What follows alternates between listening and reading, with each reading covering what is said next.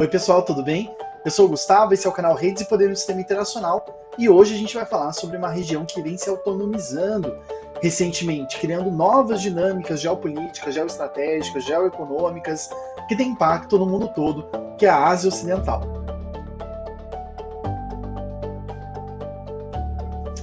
Bom, pessoal, a discussão que eu queria trazer aqui hoje é uma discussão já um pouco antiga, eu já venho falando em outros vídeos sobre isso. A gente, inclusive, fez um vídeo sobre segurança alimentar e o bloqueio do Catar, que aconteceu em 2017, ali entre os anos, né, de 2017 e 2021. Logo no comecinho do canal, eu lembro que a gente fez um pouco dessa discussão, porque, enfim, era uma questão importante na época e a gente utilizou para debater segurança alimentar, exportação de alimentos e tudo mais, que é uma discussão que agora, né, vem surgindo um pouco mais, mas faltava a gente se aprofundar um pouco na região onde está o Catar e algumas dessas relações que estão acontecendo ali naquela região, né, dessa região que a gente anda chamando de Ásia Ocidental. Né? E aí acho que cabe aqui a gente pensar, né, que até o fato de que a gente está começando a usar um nome próprio, né, para uma região já demonstra que as coisas estão mudando, né? As coisas têm aí passado por algumas modificações e um pouco do que a gente quer analisar aqui hoje são essas mudanças, justamente essas dinâmicas que vêm se alterando ali naquela região, que eu já vou especificar um pouquinho melhor do que a gente está falando, né, e quais países estariam ou não, né, envolvidos nessa discussão e nesse debate. Antes de mais nada, eu queria só fazer uma nota aqui, uma nota de introdução, digamos assim, porque quando a gente debate regiões, principalmente quando a gente debate regiões mundiais, né, regiões do mundo, cabe a gente pensar que essa organização, essa estruturação, né, pensar e delimitar quais países, quais regiões, né, compõem o mundo, né, não países não, mas assim, quais países conformam essas regiões, é um ato completamente discricionário. O que eu quero dizer com isso? Eu estou afirmando que depende muito de quem vai fazer essa regionalização. E não há apenas uma regionalização específica, né, utilizada, ou enfim, que tenha a sua própria funcionalidade como determinante, né, de todas as regionalizações mundiais.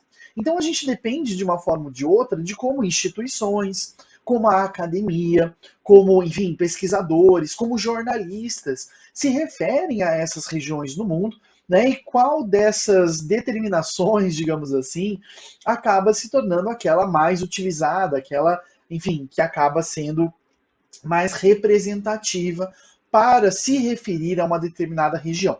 Por exemplo, a criação da América Latina como uma região, né, que mais recentemente agrega também os países independentes do Caribe, é um processo longo, mas que encontra aí as suas sementes nas disputas imperiais do século XIX, principalmente entre Grã-Bretanha e França, com relação à atuação na América do Sul, sobretudo, não só na América Central, mas sobretudo na América do Sul, com os países que se tornaram independentes aí no começo do século XIX, e a tentativa da França e da Inglaterra de exercer influência sobre esses países recém tornados independentes. Né? E aí o conceito de América Latina tem muito dessa disputa sobre quais são as Américas que existem, né? Que regiões que existem, e um papel importante do Napoleão III, né, e da França de tentar exercer uma influência aqui na nossa região, porque aqui a gente seria cristão, falaria línguas latinas,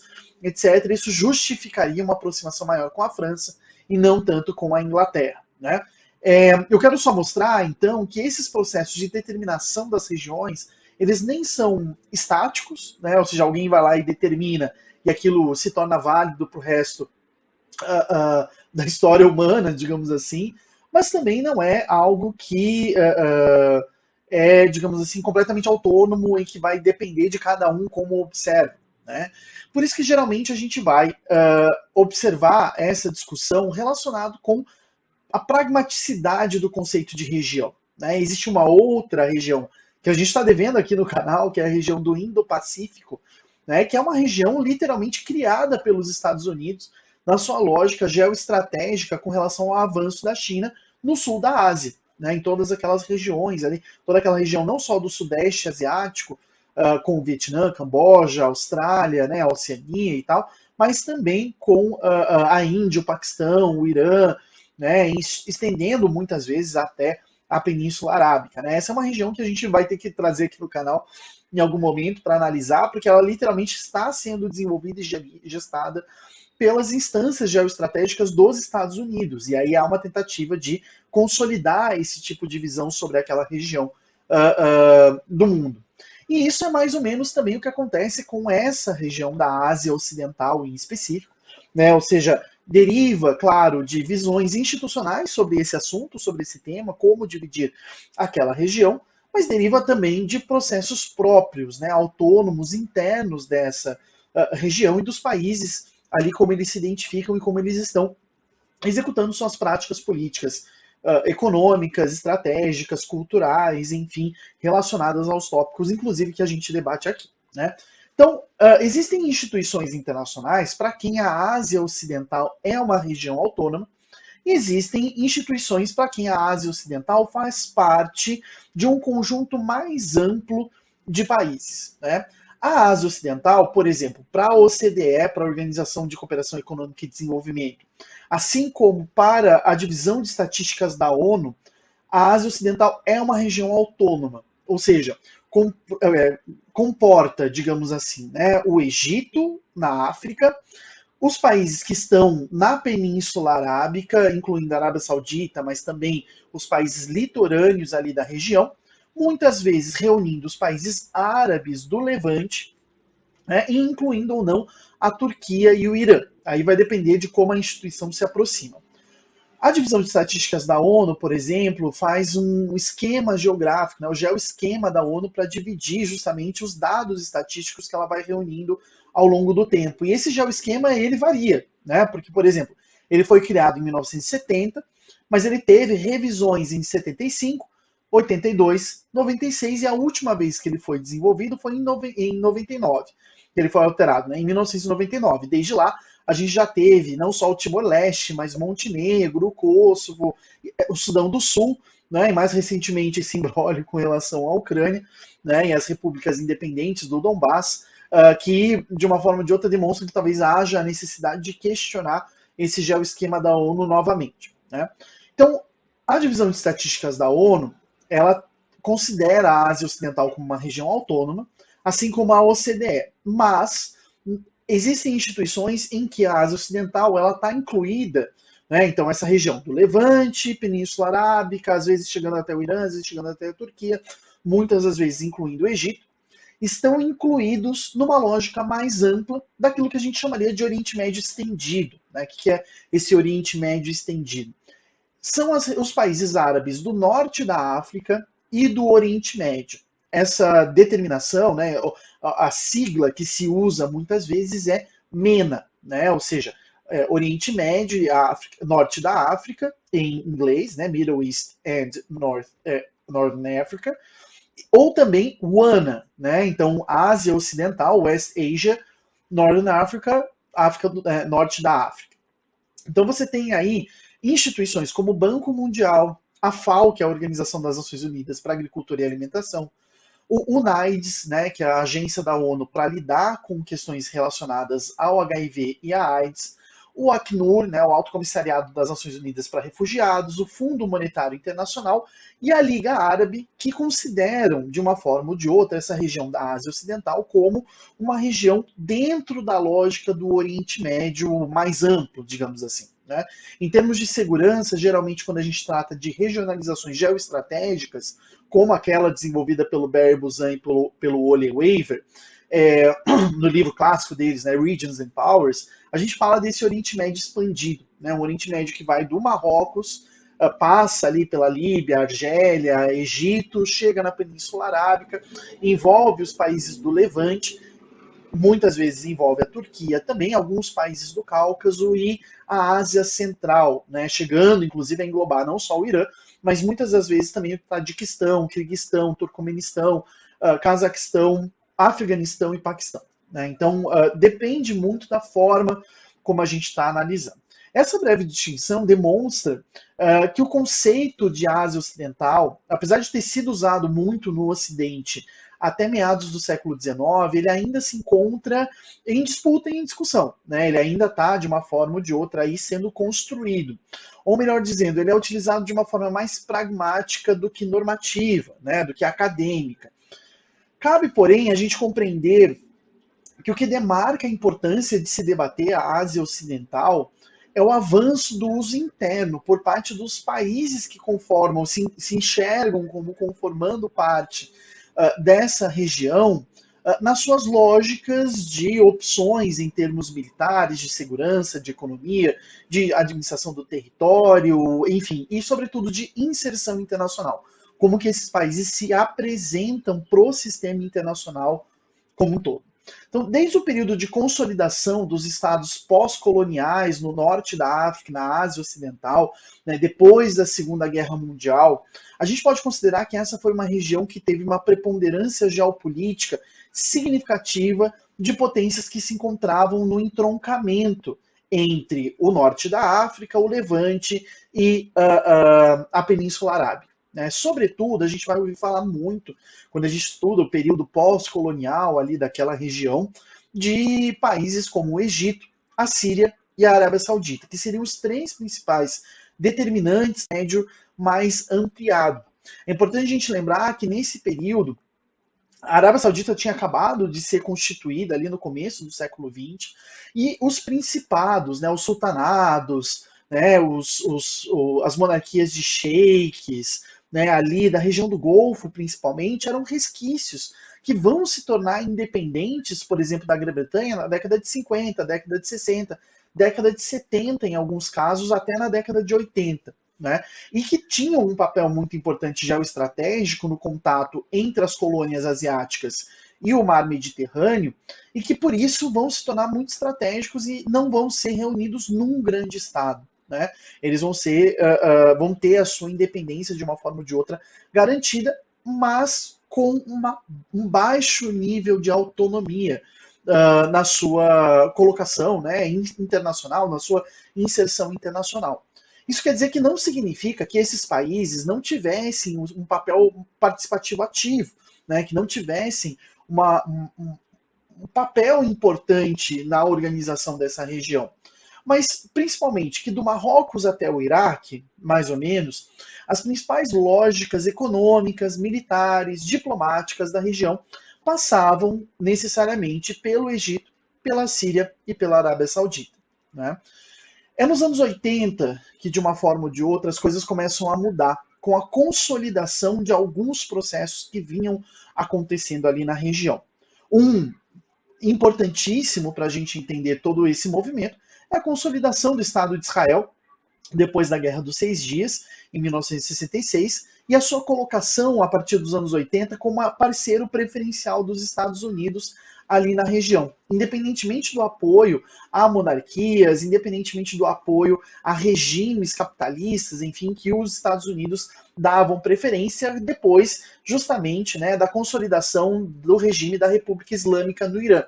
Quando o Shah do Irã é deposto na Revolução Islâmica, o que a gente acaba tendo é que os Estados Unidos movem, né, a posição de aliado preferencial, de parceiro preferencial do Irã, que tinha uma grande importância ali na região, para Israel, envolvendo-se cada vez mais nas lógicas tanto do Levante, quanto lógicas que visavam, de uma forma ou de outra, conter não só a Revolução Iraniana, mas os efeitos dessa revolução para países fronteiriços e ali para a região como um todo. Né?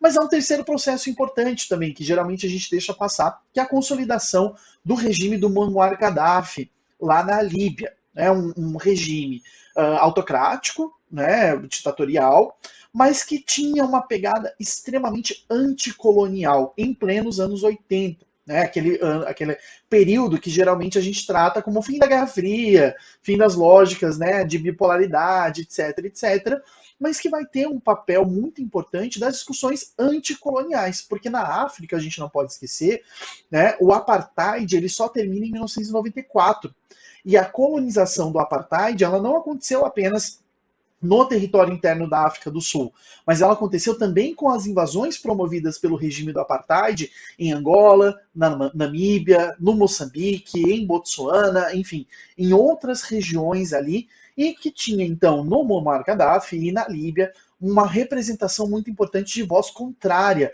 a essa luta específica. Né? Também nos anos 80, aí sim com o fim da disputa bipolar entre Estados Unidos e União Soviética, o que a gente começa a observar é o fim dos pacotes de ajuda para esses países e para países em desenvolvimento como um todo, né, que depois vão se defrontar com a necessidade de fazer para acessar recursos, não apoiar ideologicamente um país ou outro, mas sim se submeter às regras do Fundo Monetário Internacional e do Banco Mundial, realizando reformas estruturais e tudo mais, e trazendo uma série de problemas, né, de instabilidade econômica, mas sobretudo de derrocada econômica nesses países. Esses três processos, então, a consolidação de Israel como país e como aliado dos Estados Unidos pós-revolução iraniana, a consolidação do regime da República Islâmica do Irã e do governo do Muammar Gaddafi lá na Líbia, vão, de uma forma ou de outra, descentralizar da Arábia Saudita, do Egito e da Síria as lógicas geopolíticas ali da região. E esse é um período muito importante em que surge justamente uma das instituições que vai demonstrar essa descentralização desse grande Oriente Médio e a consolidação de uma lógica própria interna à Ásia Ocidental, que é a formação do Conselho de Cooperação do Golfo. Essa instituição, esse Conselho de Cooperação do Golfo, foi criado em 1981 e tem como membros 6 países, estava contando aqui. Né? O Bahrein, o Kuwait, o Omã, o Catar, a Arábia Saudita e os Emirados Árabes Unidos. Todos monarquias, alguns semi-constitucionais, algumas absolutas, todos localizados ali na região do Golfo Pérsico, e que tem, então, a partir dos anos 80, uma preocupação cada vez maior em assegurar o seu desenvolvimento econômico, a sua segurança, mas também a manutenção do regime. A gente não pode esquecer que os anos 80 são um período de redemocratização em várias regiões do mundo. Né? Não só na Europa, não só na América Latina, mas também na África, também na Ásia. Né? E há uma preocupação que se coloca aí para essas monarquias de não perder força internamente. Essa vai ser uma preocupação que vai durar de uma forma até hoje. O Conselho de Cooperação do Golfo ele foi criado inicialmente com o intuito de ser uma proposta de criar um mercado comum, né? Mas ele rapidamente perde essa característica de integração econômica que era típica ali da região para se consolidar como uma instância de decisões geopolíticas e geoestratégicas para os seus membros com relação a essa região, né, o Oriente Médio como um todo, né, esse Oriente Médio estendido, digamos assim, que nos anos 80 e nos anos 90 vai conhecer diversos conflitos internos, externos, intermésticos, né, ou seja, conflitos domésticos que avançam fronteiras, enfim, né, tanto no Líbano como com relação à ocupação israelense na Palestina, no Iraque e no Irã, que talvez seja o mais importante, né, o conflito Irã-Iraque, a guerra Irã-Iraque, né, talvez seja o conflito mais importante nessa transformação estratégica, o que faz com que o Conselho de Cooperação do Golfo chegue nos anos 2000 como uma instituição que, de uma forma ou de outra, concentrava a articulação estratégica desses 6 países que vão passar, então, a denominar essa região como a Ásia Ocidental. Repetindo, então, Bahrein, o Kuwait, o Omã, o Catar, a Arábia Saudita e os Emirados Árabes Unidos. Um último grande movimento que consolida politicamente essa região como tendo uma certa autonomia foi a Primavera Árabe. Né, é um movimento iniciado em 2011 que afeta, né, com efeitos que se estendem até hoje, como 2 guerras civis surgidas nesse período que ainda estão em vigor, a guerra civil na Síria, a guerra civil no Iêmen, né, e que teve grandes impactos nos estados do norte da África e da Ásia Ocidental, que se apresentavam como tendo um certo grau de representação do povo. A gente percebe isso em países como a Tunísia, a Líbia, o Egito, a Síria, a Argélia, o Sudão, o Iêmen, né? Onde não só houve protestos, mas houve também a queda dos governos instituídos.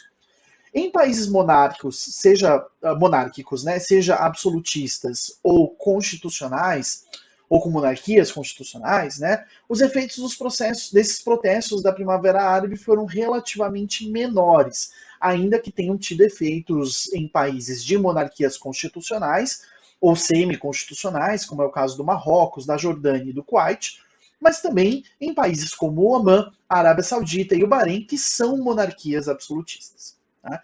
Qual que é o efeito principal da Primavera Árabe na consolidação e autonomização, digamos assim, da Ásia Ocidental?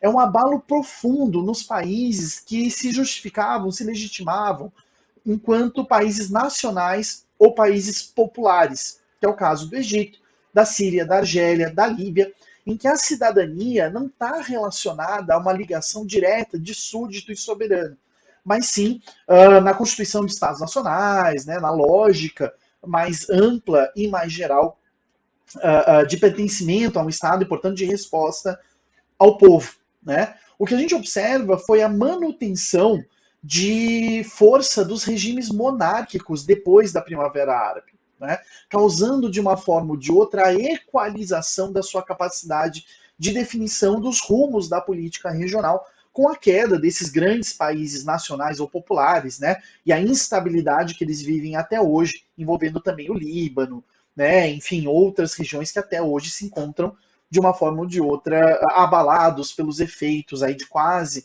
mais de 10 anos, né, 11 anos de efeitos da Primavera Árabe. Bom, nós temos então 3 grandes processos para entender um pouco isso, e daí depois eu vou deixar algumas referências para quem quiser se aprofundar, para entender isso num contexto tanto mais amplo como mais específico, que é, em primeiro lugar, a crise de 2008. A crise financeira de 2008, que é um momento que, enfim, cada vez mais que eu estudo, cada vez mais eu percebo que ela é importantíssima para entender o mundo hoje, porque a crise de 2008 ela gerou 2 movimentos importantes. O primeiro movimento é a queda do intervencionismo dos Estados Unidos no Oriente Médio, né? E aí vocês vão virar para mim e falar, não, mas veja, o Obama, o Trump, o Biden, todos tiveram atividades ali no Oriente Médio. Sim, mas muda a lógica de colocação de tropas no terreno e passa-se a discussão sobre o uso de drones, por exemplo, no caso do Obama, né, ou no caso do Trump e do Biden, hoje em dia, de arranjos, né, de criar arquiteturas de segurança regional ali que garantam, de uma forma ou de outra, que os objetivos e interesses dos Estados Unidos sejam cumpridos ali na região por meio dos atores regionais, né, e não de forma direta, como foi no caso das invasões do Afeganistão e do Iraque, em 2002 e 2003. Mas também a crise de 2008 gerou na Europa e nos Estados Unidos a repressão da atuação dos paraísos fiscais, tanto na Europa como Liechtenstein, Mônaco, Malta, como no Caribe, Ilhas Caimã, né, gerando efeitos, por exemplo, de longo prazo que a gente pode colocar, né, como a reestruturação da Holanda, por exemplo, né, agora Países Baixos e com uma equalização entre as ilhas do Caribe e o continente, né, e o território metropolitano dos Países Baixos na Europa, enfim, que são efeitos, né, dessa repressão à atuação dos paraísos fiscais tanto na Europa como no Caribe. E a necessidade que se criou, de uma forma ou de outra, de gerar fluxos financeiros internacionais que passem por regimes menos transparentes, né? Porque os fluxos que passavam por esses paraísos fiscais ficaram sem destino. Né? E eu já retomo porque isso é importante para a gente entender a autonomização da Ásia Ocidental. Né? Um outro processo mais regional, não tão global, e mais regional, é o aumento da representatividade de democracias de baixa intensidade. Né? Aí a gente tem um encontro, por exemplo, entre os interesses dos Estados Unidos de promover, por exemplo, na época do Bush, eleições ali naquela região, e essas eleições dando resultados complicados para os interesses dos Estados Unidos, levando principalmente o Hamas e a Irmandade Muçulmana ao poder no Egito e na faixa de Gaza, por exemplo. Né? Ou seja, quando se colocava a questão de realizar eleições, quem era eleito pela população eram grupos que não interessavam a Israel, aos Estados Unidos ou aos militares no Egito.